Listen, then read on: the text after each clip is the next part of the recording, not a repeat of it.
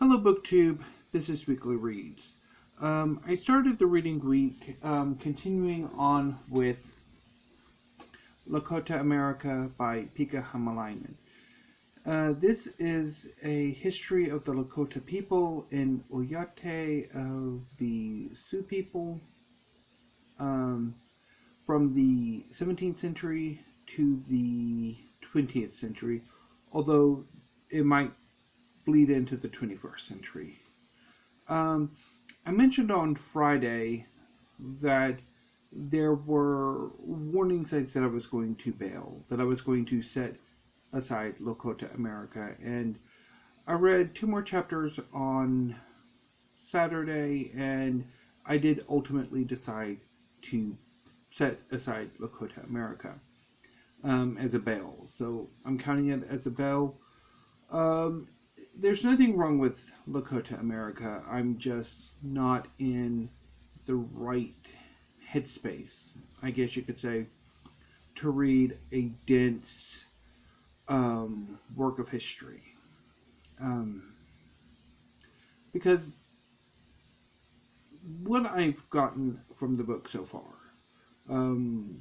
which is up to the very early 19th century, is that this is the kind of indigenous history you want, the kind of indigenous history that should be written. It is phenomenal. It is richly detailed and impressive, and perhaps maybe a little bit repetitive, which I think is my one critique, is that it is at times repetitive, and that repetitiveness could have been cut some. But yeah, I just was not in the right headspace for this. So I'm going to be setting aside Lakota America, much like I am with The Opium War by Julia Lovell. This is the history of the Opium War between Qing China and Great Britain, and also how this war has been mythologized. And I bailed on it last week for much the same reasons. Also, I had a mental episode. So, both with the Opium War and Lakota America will be featuring on Bail Redemption, which will be coming in February.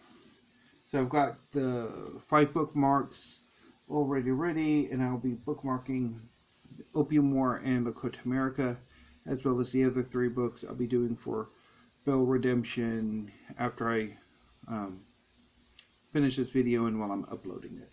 So anyway, from Lakota America, I moved on to poetry. Greek mythology. I read the Theogony by Hesiod. Hesiod is, next to Homer, the earliest of the Greek poets that we know of. And he wrote a number of major works. In this collection, there's Works and Days, which is about farming. The Theogony, the Birth of the Gods, and the Shield of Hercules, or the Shield of Heracles. I just read the Theogony, and I've been wanting to read the Theogony for ages. I haven't read it in almost 15 years, I'd say. So well past due for a reread. And I liked it well enough. Of course, any work of translation, you're at the mercy of the translator, and I don't think Richard Lattimore is... It's okay. It's workmanlike, but it's not spectacular. But reading the Theogony, I noticed 2 things that really fascinated me. One is a contradiction. The Moirai, the Fates, are described as being the children of Nyx, the night, and Erebus, the darkness, early in the poem. But then later they are described as being the children, the daughters of Zeus, the king of the gods, and Themis, the Titan goddess of justice. So it's like there's that interesting contradiction there that's of kind of makes you wonder about ancient editing. Then again, it could just be the the translation itself being weird. But also, what really interested me was the amount of space in the poem given to Hecate, the goddess of the Crossroads, ghosts, necromancy, and witchcraft, and how none of those are mentioned. That Hesiod describes her as having a slice of heaven, of the earth, of the sea as her domain, of being able to grant success and take it away or deny it. It's just this really almost a super goddess that, as far as we know, is only in Hesiod. That Hecate was, for the most part, a relatively minor goddess. So it's like, it's really interesting, I thought. But anyway, so that was Hesiod, and I'll go ahead and just put this edition up because it goes right there for the moment. Anyway, and then on Sunday I started another reread and another work of poetry. This time I read the Google Boy Sonnets by Edmund Miller. This is a collection of sonnets that was inspired by, that celebrates the go-go boys, the bartenders, the other people involved in the New York City gay club scene from the mostly in the 90s. I think some of the men talked about or from the early 2000s when the collection was published, and a lot also come from the 80s. And the poems are by terms personal and raunchy and just so interesting. It's been forever since I've read this. I bought it, I think, shortly after it was published, maybe a few years. And on the recommendation of a professor I had, and I read it then, and it's been about 15 years since I had another, since this rereading, so well overdue for a reread. I really enjoyed a lot of the poems.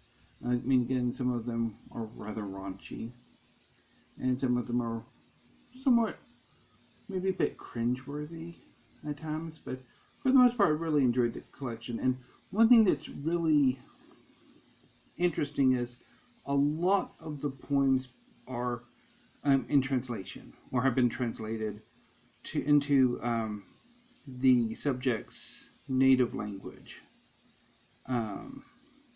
So there are some French poems, there are some Spanish, Portuguese, Chinese, Japanese. It's really very fascinating.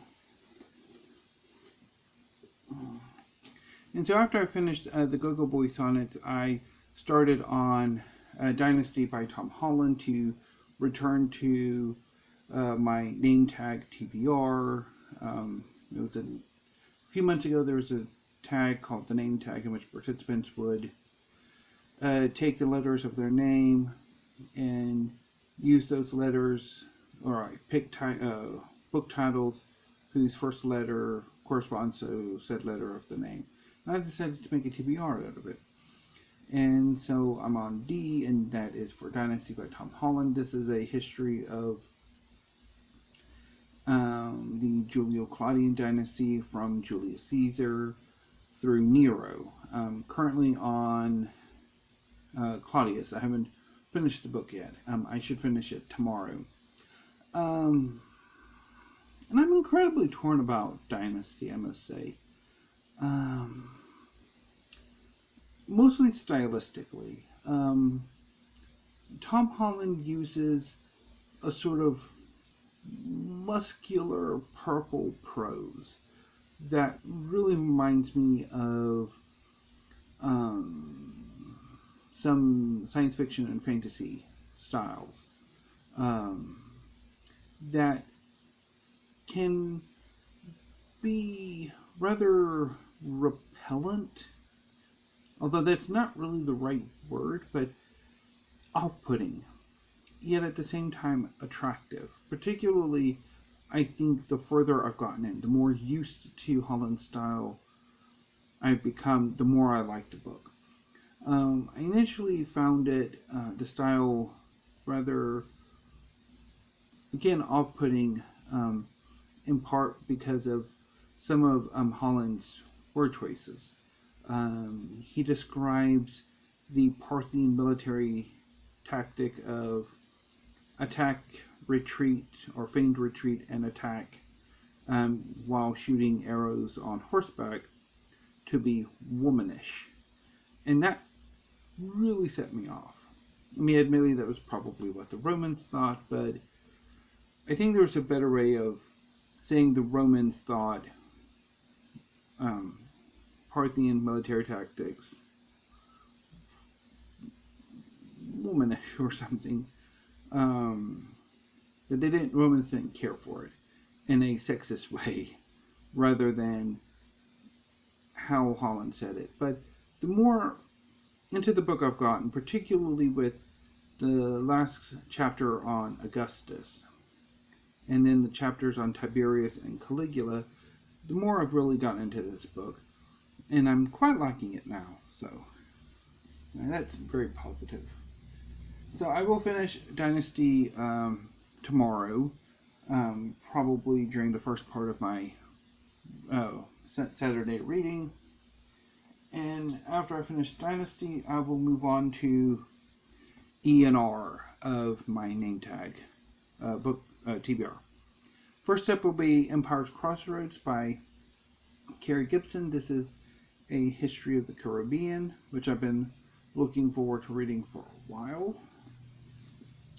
And or Ravenna by Judith Herren. This is a history of the Italian city of Ravenna that was for a time the capital of Rome.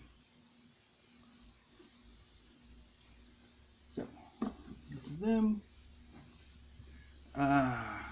sometime next week. I'm pretty sure Ravenna will take me into the beginnings of next weekend. So anyway, now normally I don't talk about the books I'm reading more than a week in advance or over the course of the next week. But today was the Booktube Spin Day. Rick McDonnell, fellow booktuber, last year created the Booktube Spin, a reading challenge in which participants pick 20 books, and on a given day, Rick will spin a wheel, and whatever number that the wheel lands on, or the counter it lands on, participants will try to read over the next 2-ish months. So today, Rick spun the wheel and for Booktube Spin number 5, and the results were announced in the video.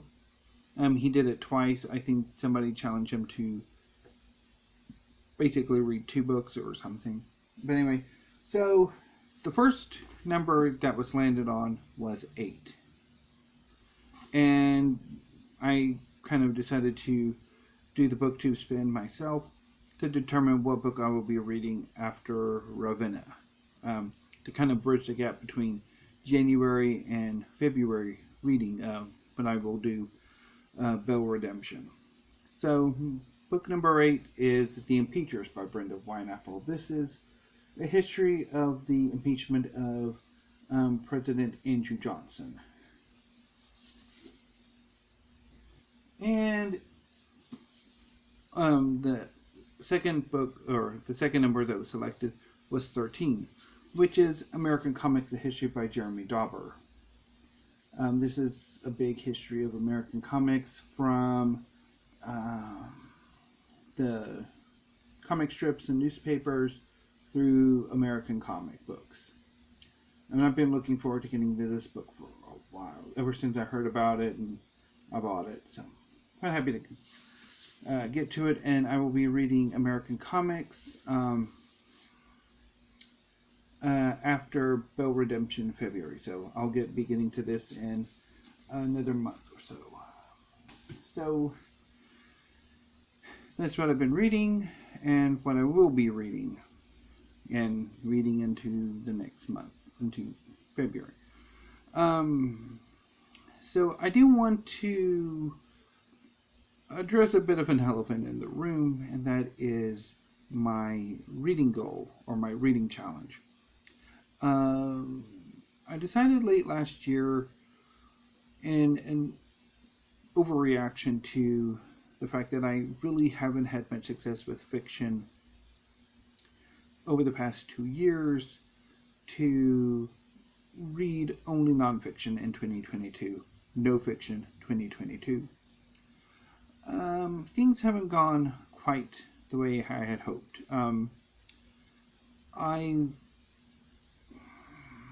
struggled these first few weeks of January for a number of reasons. It's not quite... I think there are external factors to my reading that are affecting my reading, but also my mental health in general. A number of anxieties and frustrations and, what have yous. And so, last week, I kind of had a bit of a meltdown, and I'm still kind of working my way out of it. But I'm doing better, and unfortunately, my reading has suffered for that. And so I've been thinking, should I even continue with No Fiction 2022? Should I just scrap it and just read whatever the heck I want? Mostly focusing on nonfiction, but reading fiction, reading comics and manga and poetry and whatever else strikes my fancy. Or should I just, stick with No Fiction 2022, but make exceptions for when I really need to read something else? I know in my last video, a number of commenters mentioned either like a bi-month, like every other month, focus on nonfiction, and then the next month focus on fiction of various forms. I think others have mentioned carving out an exception for comics and manga, which is one that I'm quite liking. I'm thinking that's what I might be doing, is I'll continue to focus on No Fiction 2022, and by no fiction mean explicitly no prose fiction. No matter how much I really want to read Death on the Nile by Agatha Christie lately. But, have an exception for manga, comics, poetry. And if I really, really feel the need to break no fiction and read some fiction, go ahead, 1 or 2 or 4 or 5. It's not going to be that bad. So I think that's what I'll do, but we shall see how my reading progresses. Of course, if I do end up running out of nonfiction to read, which is entirely possible, I do have a nearly non-existent non-history nonfiction shelf of about maybe 10 titles, maybe 15. I do have a pretty sizable history shelf right here and here, but I might still be able to get through most of them over the course of the year. So I might have to move on to fiction at some point, but we'll get to it when we get to it. One other thing I do want to address is Steve Donahue is starting up his library tour again. And I'm enjoying them. And he's requested that other booktubers join him in doing library tours of their library. And I mean, he's specifically mentioned Mark Richardson and Jason Harrigan, and I would love for both Mark and Jason to do new library tours. But I would also like to hop in and do a library tour too. Now, in my response to Steve's first library tour, the library tour part 1, I mentioned waiting until I hit 1,000 books in my collection. I'm roughly about 50 books away from hitting 1,000, so 2 or 3 months, maybe 4 at the most. But that's a number of months away, and by that point would sort of the momentum, the reason for it kind of fade. So maybe I should go ahead and do a library tour now. There's also the possibility, and another good time to do a library tour is the fact that I might be moving. We've been in this apartment for 5 years, and while there are certain advantages to living here, there's also a lot of frustrations, and my mom is kind of getting tired of living here, so she's looking to move somewhere else, and that's been one of my frustrations. But yeah, so obviously either doing a library tour before we move, or as I'm putting my library back together after the move, because I'd have to take all 950-ish books and put them in boxes and then put them back up at the new place, assuming of course I end up not having to get more bookcases and stuff too. But anyway, so that was also an option. So I'm thinking I'm just going to go ahead and start my library tour next week. So on Monday I will start my 2022 library tour with my cookbooks, as I normally start my library tour, because my cookbooks are in the kitchen and stuff, so nice place to start, even though I haven't really expanded my cookbook since the last time I did a library tour in 2020. I think I only added one, but anyway. So Sunday night I'll film part 1, which is the cookbooks, because they're in the kitchen, and then I'll kind of on Tuesday start with the other the art books, and then the writing books, and then go from there. So anyway, so that's my plan for next week, along with some tags and of course weekly reads and anything else that strikes my fancy. What else is there? So I did try, I think sometime last week or this week, to watch a new show on Netflix, Bonding. It's about a young gay man who comes to New York at his friend's request, who he finds out is a dominatrix, and he gets involved in the dominatrix scene or the BDSM scene, as her sort of bodyguard. And I watched like 5-10 minutes of the first episode, and no. No. It was terrible. So, yeah. Anyway, I don't know if I'll be going back to Netflix and like trying to watch something else on Netflix anytime soon. I'm kind of thinking about Jupiter's Legacy or Super Crooks, or maybe Wuxia TV series if I can find one or something. But anyway, I'm starting to waffle, and this video is getting a little bit long, so I'm going to go ahead and sign up for now. Thank you, Booktube. Have a great weekend and rest of your evening and weekend. And I will see you on Monday with my cookbooks. So until then, Booktube, stay safe.